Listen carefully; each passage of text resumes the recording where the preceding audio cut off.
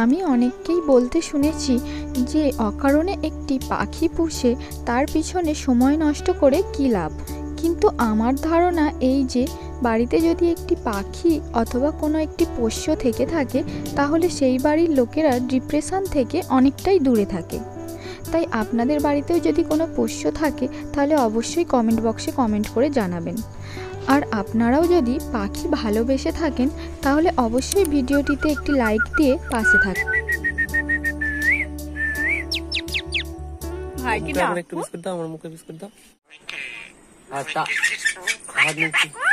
হ্যাঁ, ভাইকে ডেকে ফেলেছি, মিকি কৃষ্ণ হয়ে গেছে, ওই চুল খাড়া হয়ে গেছে কৃষ্ণর মতো। বলো টাটা।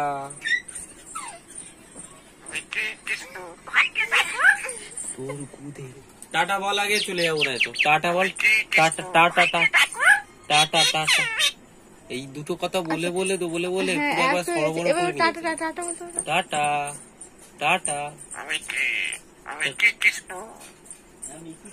মিকি একটা বোকা পাঁঠা।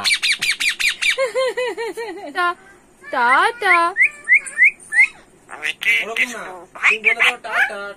মিকি বলতে পারছে না, তুমি বলে দাও। আরে বলো তো।